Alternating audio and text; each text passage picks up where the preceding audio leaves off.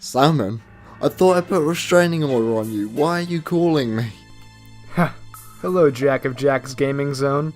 How have you been? It's been a while. I was thinking about doing a collab with you for quite some time.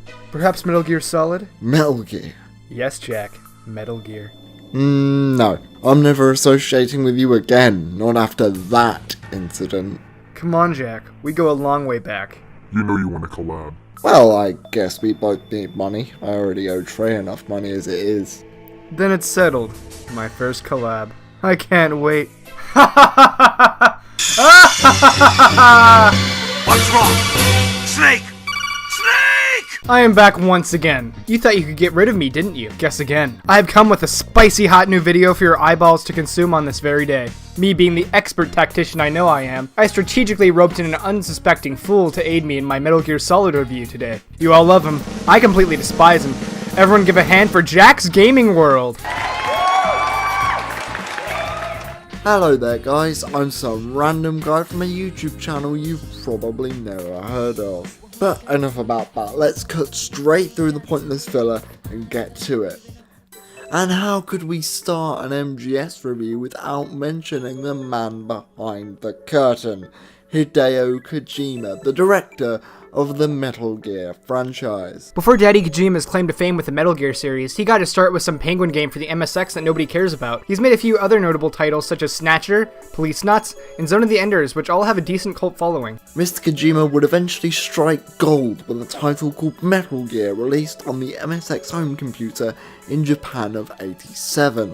It later got a sequel titled Metal Gear 2 Solid Snake, which was also for the MSX.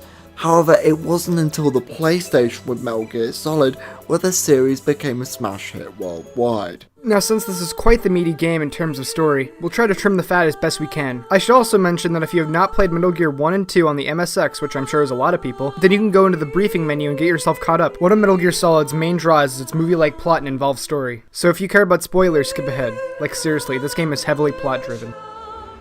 Legendary mercenary Solid Snake has been once again pulled out of retirement by Commanding Officer Roy Campbell to infiltrate Shadow Moses Island and take down the new and improved Foxhound. He also needs to locate the DARPA chief and the Arms Tech president, as well as gather intel on the supposed existence of a new Metal Gear. This won't be a walk in the park either, as Snake will have to do battle with some of the rogue members of Foxhound. Vulcan Raven, a man with a giant Gatling gun the size of Jack's ego, Sniper Wolf with bullets about as effective as your average pistol, Psycho Mantis who can read your mind, not to mention your memory card, and Decoy Octopus, a man with disguises so good it could give you a heart attack. Salmon, that was a good one. Shut up, Jack. You know I'm only in this for your subs. Oh. Then we have Revolver Ocelot, who's a character I can really sympathize with. I too love being a sadist and spinning a gun around like a total madman. Pay attention to this guy, he remains a central character for the rest of the MGS series. Last but not least, we have Liquid Snake, Solid Snake's counterpart, and he has some of the most corniest, most British lines in the entire game, which automatically makes them the best lines.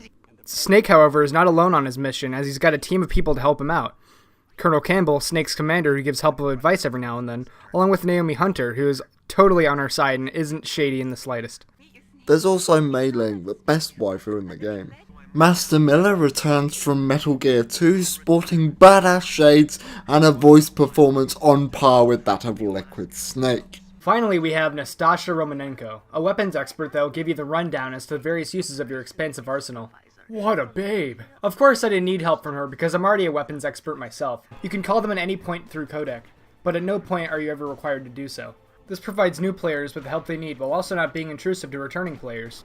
I'd never call them, that's what GameFAQs is for. Crawling his way through a couple of rat-infested air ducts, Snake soon finds Donald Anderson. He informs Snake of a new type of Metal Gear, codenamed Rex. To make the situation worse, Snake also learns that the members of Foxhound do indeed have the means to launch a nuclear strike. It appears this plot has proved too much for even the characters of the story to handle, as Mr. Anderson requests that Snake shoot him dead until collapsing from a heart attack. As we said back in my day, got him. Right after, Snake is held at gunpoint by a woman in disguise who you'll later come to know as Meryl, Campbell's niece. We don't have time to dwell on that though, as we have a rather clunky shooting section. Snake catches his first glimpse of Psycho Mantis, as well as something else, if you know what I mean. Our next stop is to rescue President Baker, who, as luck would have it, is surrounded by a bunch of explosives. Revolver Ocelot steps out of the shadows, forcing him and Snake to commence in the most manly game of tag ever witnessed by human eyes. In the end though, Ocelot ends up getting his ass handed to him. You make me sick! Ocelot's hand gets sliced off by an individual who clearly takes his anime way too seriously and decides to retreat for the time being. You know, I've always wondered something. What the hell was the point of, avoiding the explosions if the ninja was going to blow them up anyway? With Baker surprisingly not dead, he tells Snake about his involvement with the Metal Gear project and why it's of interest to him. There's a lot of fluff here, but the short answer is money. Baker directs Snake to Dr. Hal Emmerich, creator of Metal Gear X and the facility's head scientist. In addition, he gives Snake a data disk containing Metal Gear data. He also knows Meryl's codec number, but before he can tell you it, heart attack. Any input on this, Campbell? I have no idea. Good to know. You contact Meryl by looking at the back of the game case. One of the screenshots actually shows Meryl's codec number. That slithery, sneaky, glasses-wearing genius. This is one of the many fourth wall breaks in the Metal Gear series that really shows the game's charm. That is indeed something I love about Metal Gear. It takes its subject matter seriously in the sense that nukes are bad, okay? But at the same time, it's not afraid to have a little bit of fun with itself. I know a lot of people found fault with MGS4 in terms of its continuity and retcons and just overall self-indulgence, but I don't really care because the overall story is just fun to be a part of. In other words, it doesn't sacrifice enjoyment for the sake of artistic integrity. Wow, Jack, that was very thought-provoking and analytical of you to say. You really think so? No. Snake and Meryl plan to meet up near the communications tower. Before that, Snake comes across Vulcan Raven piloting a massive tank, a destructive force that is a mere insect when stacked up against a middle-aged man and his endless supply of grenades. Snake gets contacted by somebody called Deep Throat, who tells Snake how to make it to Emmerich's room without, getting lungs full of poison. Before Snake can ask Emmerich what he knows, he's greeted by the cyborg ninja. After beating him in a boss fight that's more disjointed than one of Jack's jokes, you find out Campbell appears to know a thing or two about the ninja's identity. He theorizes that it could be Snake's old war buddy Grey Fox. He and Snake fought in Metal Gear 2 with Grey Fox biting the bullet. Snake wastes no time in asking Emmerich what he knows about Rex and its abilities to fire off a nuclear weapon. In reality, he wasn't intending to use it as a weapon at all.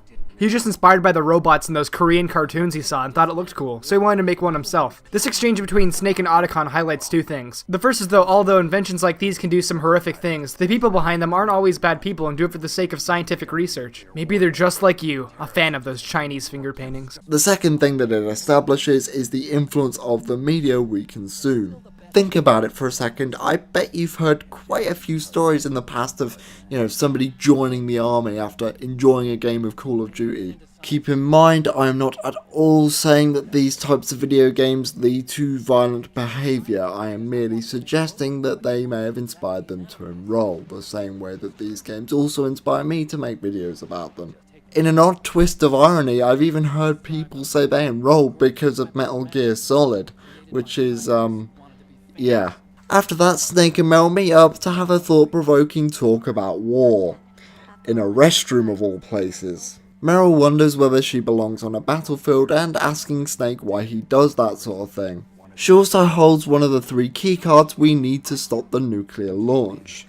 Not too long after, Meryl starts acting very strangely, though Snake is too dead inside to take note of her advances. My boy Snake sure missed an opportunity. But just then, it turns out Psycho Mantis has taken control of Meryl's mind and your controller. That's just one more thing I don't have control over in my life. This is another thing we love about Metal Gear Solid. The constant fourth wall breaks and subtle jokes the game throws at you every now and then. It makes the game feel unpredictable and really gives it the soul that the MGS series is known for. When Psycho Mantis is talking to me, it really breaks apart the little perception I still have in knowing what's real or not. You even defeat the boss by putting the controller into the second port. Sure, it's something that most people know by now, but it's still really cool. He reveals his backstory and you move on. Snake and Meryl soon meet Sniper Wolf, another member of Foxhound. Oh, and she's probably immune to bullets, just thought you should know. She reads Meryl like a book and cross-maps her with relative ease. But to fight back Sniper Wolf and save Meryl, Snake has to backtrack a really long time to get a sniper rifle. This part is kinda needless and is just there to extend game time. Snake returns to the fight only to see that Meryl is gone. You trade bullets for a while and you assume that Sniper Wolf is dead. As she should be, considering you shot her with a sniper rifle. I mean, it would be pretty stupid to have her oh. Haha, nope! Much like all the other villains in this game, Sniper Girl is practically immortal and captures you with the help of some guards. This is where you meet one-on-one with a British mastermind. What are you looking at me like that for? Liquid Snake, the man, the myth, the brother. He rants on to you for a very long time and proceeds to leave you and Ocelot alone, and thus the most painful, most hand-destroying part of the game commences. This section is the worst. Salmon, would you mind explaining for our wonderful viewers at home? I've been training for this, and the day has finally come. Hands down, as you heard from Jack, it's one of the most infuriating and stressful moments in the entire game. Ocelot is traveling an electric current through your body, and you have to mash circle to restore health as it is depleting very fast. Sounds easy, right? No! And I don't know about you, Jack, but if I let this pile of polygons die, I wouldn't be able to live with myself. So I tried. And tried. I tried until my hands were nothing but a jumbled mess of cramps and depression, but I did do it. You are saved, my sweet... The worst part is that if you die here, you have to go back to your previous save. You can submit by pressing select, but if you want the good ending, you have to keep going until you get it right. Not only do you have to do this once, but upwards to 3 times if you're not creative enough in your escape. And if you give up, it's heavily implied that Meryl dies. But oh no! Who's that in your cell? It turns out that the DARPA chief you talked to wasn't the real one. This was Decoy Octopus. You know, that person we mentioned earlier on that clearly exists. The real one has been dead and rotting away in this cell for quite a long time now. Now, there are a few different ways you can escape the cell. You can either wait until Grey Fox bails you out, you can use the bottle of ketchup that Oscorn gives you, or you can just simply sneak under the bed. You grab all your stuff that was conveniently in this box, then you gotta finna go all the way back to where you got caught, but not before your pal, Deep Throat, lets you know that Ocelot placed a bomb in your items. What a trickster. But once you take out the obvious bomb in your inventory, you can finally look for the babe. But oh boy, here we go. Get ready for the longest and most frustrating staircase of all time. In this part, you come across a tower with a staircase. Not only does this drag on for a very long time, but enemies attack you. Oh, fun! As we'll go over later, combat is very clunky in this game. In this section in particular, you are forced into a never-ending stream of blokes that constantly block your way up. What's a bloke? Is that British? I'm just gonna say it's British because I'm British. Along the way, Snake runs into Otacon, who just so happens to have just used the elevator. He asks Snake if he thinks love can bloom on a battlefield. Kiss him, you fool. There may never be another chance. Of course, this is just to set up Otacon getting his emotional beating when his waifu for lifeu gets shot and dies. Funny enough, by the men he calls his best friend. Hey man, I'm just a little bit worried that people will think that we're not taking this serious analytical video seriously enough. I mean, we should really stop with this weeb terminology. I mean, did I mention how serious this serious video is supposed to be? Jack? Yes, Salmon? You're an idiot. This moment is also an attempt to humanise Snake and acts as a contrast to the conversation about war we had with Meryl. I would argue that this scene is more effective if you let Meryl die, as it just seems a little bit more genuine to me. I don't see Snake as the type of character to bring this stuff up unless he was really backed into an emotional corner. So you rappel down a building, grab a Stinger missile, and with the help of Otacon's pep talk, Snake manages to somehow defeat a Hind D. Power of friendship! Yay! Finally, Snake is once again met face to face with Sniper Wolf, who after challenging Snake to another 1v1 deathmatch, she dies with the sad howling of wolves. You can actually use a sniper, or you can just fire remote-controlled missiles to where she can't hit you like a jerk. It also goes the same way to humanize Snake himself. While it's debatable that he actually enjoys killing people in the battlefield, he at least has enough respect for his opponents to let them die with dignity when they request it. I have to be honest, the members of Foxhound, specifically Wolf and Psycho Mantis, are characters that I was actually sad to see go. They are bad, yes, but they still have humanity to them. This is evidenced through the way Mantis helps you progress and Wolf's kindness towards Otacon. While on the way to confront Vulcan Raven, Snake gets contacted by Master Miller. He tells Snake that there's something suspicious going on with this Naomi character, and that, well, to get straight to the point, there is. As Naomi informed us at the start of the game, he was injected with nanomachines so that he wouldn't have to worry about death by hyperthermia or hunger. What we didn't know at the time was that inside the nanomachines lies Foxdie. Foxdie is a virus pre-programmed to attach itself and kill specific people by simulating a heart attack. This was arranged by the Pentagon and is currently being used to target the remaining Foxhound members. The problem is that due to Naomi's vendetta against Snake after what he did to Big Boss, it was made to target him as well. Regardless, Snake soldiers on because, like your average YouTube vlogger, what better things does he have to do with his life? Snake finds his way into the Metal Gear hangar and eavesdrops on the conversation between Ocelot and Liquid. They also name drop one Colonel Galukovich, who we will see in the next game, no doubt. Of course, given that Snake absolutely sucks at being stealthy, Ocelot shoots the keycard out of his hands into a nearby ditch.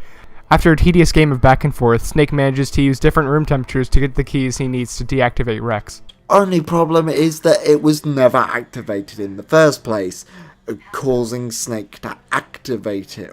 Wow. At this point, Snake gets a call from none other than Master Miller, who is, as you might have guessed, Liquid Snake with sunglasses. Genius. You know, I would comment on the clever use of voice acting, but I'm not gonna bother because practically everyone's talked about it at this point. That's because I will. Back when voice acting for video games had a smaller budget, they would tend to reuse voice actors to save cash, and when Master Miller and Liquid had a very similar voice, you would think that it was only a limitation of its time. But nope, it was all part of the twist. Did you like my sunglasses? Yes. So Liquid complains about his genes for a little bit and then decides to kill you from the safety of his mechanical dinosaur. Otacon is such a loser that he created Rex to have a weak spot, so you attack there for a while, but then Grey Fox comes in to save the day, or just to get squashed like the cybernetic cockroach he is. I mean, whatever comes first. It turns out that Grey Fox was actually the one that killed Naomi's parents. So after you pump Liquid full of Stinger missiles, there's a huge explosion and you black out. Surely Liquid, the British mastermind himself, is dead now, right, Jack? Right? About that, Salmon. You see... He's still alive, isn't he? Yeah, you could say that. When you wake up, you're greeted by the luxurious golden locks of Liquid Snake, who then decides to dump about half a day's worth of exposition on you. Terrible. Whatever that, it's called that. It turns out that Solid and Liquid were actually created from a Big Boss cloning project. Die! Die! Die! Hi, Salmon, you're back. Where did you... See you in hell, vile creature! Okay, now he's dead. Oh hey Jack, I'm back. Yeah, I noticed. Anyways, after you battle Liquid to the death, shirtless, you find out an airstrike is coming your way, so you gotta escape Shadow Moses with Meryl. Or Otacon if you're bad at video games. Not yet, Snake! No! It's not over yet! No! Well, great, the fish is gone again. So as you can see, Liquid is still alive and chasing you down. You have a bit of a chase sequence, and then Liquid, like a genius, decides to park his car right in front of you. Oh, what's up, Jack? Sorry about that. Snake and your companion make it out alive, and Liquid finally dies through heart attack. It turns out that we're all just being pranked. There wasn't going to be any airstrikes after all. Ah, what jokers. No, it's cool, I get it, ad revenue's down. Snake says his goodbyes to Colonel and Naomi. She says that Snake should live the rest of his life to the fullest, regardless of the limited time he has left. Meryl and Snake ride off into the distance to live their life. Or Otacon, don't forget Best Girl. A very touching ending to the game as a whole. It gives me a lot of hope for my sad, hopeless life. This ending is definitely amplified by this amazing credits theme, the best has yet to come. After the credits roll, we're left on a bit of a plot twist that Ocelot was actually working for the President as a spy. All in all, this game's story is truly amazing for its time. While some of the cutscenes can be a bit long, bordering on silly in some cases, at least it's fun to watch, unlike, say, the first Assassin's Creed game. I'd say the game's story is one of its biggest strong suits. It glues you to the screen because you really want to know what happens next. It makes you want to keep playing on. The story is aided by its absolutely superb voice acting. The game came out in an age where good video game voice acting was hard to find, but these actors knock it out of the park. Nearly all the actors do a great job. Cam Clark as Liquid, Paul Eading as Colonel Campbell, Christopher Randolph as Otacon, and of course David Hayter as Snake are all amazing. It's just a shame that Konami nor Kojima saw this and decided to replace David Hayter for the 5th game, because why? Overall, as a newcomer, I had a great time with the story. It was well written, directed, and voice acted. A clap and a half, old Kojima, you rascal. Jack, is that for you? Yeah, hold on a sec, hello? Hello, Jack of Jack's Gaming World. Okay, Trey, for the last time, it's Jack's Gaming Zone, and besides, what the heck are you doing? Brother, how have you been? It sure has been a while. Fine? Didn't we just do a collab a little while ago? These are separate universes. Anyways, I just wanted to alert you that our battle to the death will happen soon, brother. Okay, but why? You know very well why, Jack. It's destiny. We will meet soon enough in the field of battle. What? Tyler sends his regards. Who is that? I don't know, I've never met that person in my life. Let's carry on. Okay. On to the gameplay now. Yes, Metal Gear is a video game. Who knew? Metal Gear Solid's controls can seem fairly complex at first glance, but give it some time and it will eventually grow on you. You obviously control Snake with the analog stick. But I don't have a DualShock. Well, not everyone is you, Jack. Pressing the X button will allow Snake to crouch. Giving a directional command will then have Snake crawl across the ground, useful for taking shortcuts or entering air ducts. Finally, Snake can use the L2 and R2 buttons to select the various weapons you'll pick up on your mission. This neat gizmo on the top right hand corner of the screen is your Soliton radar. This white dot in the middle is Snake. The yellow dots are your enemies. The cone represents your field of vision. What? Are you just reading directly off the game script? No. When your enemy spots you, they'll go into an alert state and your navigation will be jammed. When this happens, it's up to you to find any means of escape, whether that being hiding under something or just straight slaughtering everybody. But this isn't what I'd call intelligent AI by any stretch. They do, however, react to small things like your bullets being fired, your footsteps on metal surfaces, and at one time your footprints in the snow. When you say it like that, it really does make them seem more intelligent than a lot of other games on the market at the time. The problem is that for a stealth game, there really isn't much to stealth past, at least as far as enemies go. There are only like 1 or 2 soldiers per room, if that, and I'm pretty sure the total head count is less than 30 throughout the entire duration of the game. The game does do a good job of intersplicing action set pieces in between, so even if there isn't much to stealth, you won't really notice that much. Once you extend your health bar and get better weapons, it's possible just to stand in the corner and shoot all the enemies, which kinda defeats the purpose of a stealth game. Snake can get his hands on a lot of weapons in this game, like a remote-controlled missile, which can be used in a lot of creative ways. Speaking of boss battles, well, there's a thing that happens, I guess. I know a lot of people adore this aspect of the game, but we don't really know what the big fuss is about. They're either incredibly uneventful and easy, such as the case with this tank, or they could be incredibly clunky, like the point with Grey Fox, where you have to throw your weapons to beat him with a flurry of punches and kicks. Incidentally, you also do the same thing with Liquid at the end of the game, and it's just as bad there. On top of that, most of the bosses apply a smoke and mirrors tactic to give the illusion that they're more complex and difficult than they actually are. I'm thinking of the fan favourite Psycho Mantis in particular. Once you know this trick, any and all nuance this boss might have had is completely gone. In addition, Metal Gear Solid isn't a cult classic, it's a hugely popular PlayStation 1 action game. Even if it's not your first playthrough, chances are you already know of this little exploit by now. We aren't going to pretend like there are any good bosses to speak of, though. Vulcan Raven, for example, combines the stealth and action together. Avoiding his line of sight and knowing where he'll go is the key to beating him. The bosses that don't work like the ones we mentioned generally put too much focus on combat, when you can clearly tell that MGS is not built with that in mind. Graphically speaking, Metal Gear Solid is certainly a good looking game for the PlayStation, though it is definitely dated in a few areas. Some more than others.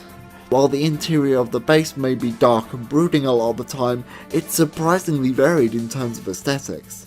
Whether that be a furnace, a freezer, or a fancy restroom, there's never really a dull moment here. Some areas are even primarily designed around stealth, such as the room with the nuclear weapons, where your guns are disabled and you're forced to tread carefully.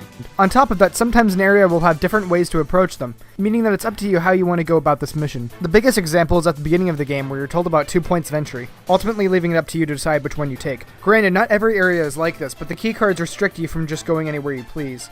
But it's always best to keep an eye out. From a musical standpoint, MGS is certainly no slouch in that department. The two obvious standouts here are the final theme of the game, The Best Is Yet to Come, and the MGS main theme, which practically defines stealth, despite the fact that it's potentially plagiarized, but let's ignore that. This is one of those soundtracks where I think it's better listened to while actually playing the game itself. They're good tracks, don't get me wrong, but they certainly aren't something you go out your way to listen to. At least, not for me. The kicker is that unless you're playing the game on a harder difficulty, not including cutscenes, Metal Gear Solid will only take you a maximum of 5 hours to beat. Even less when you know where to go.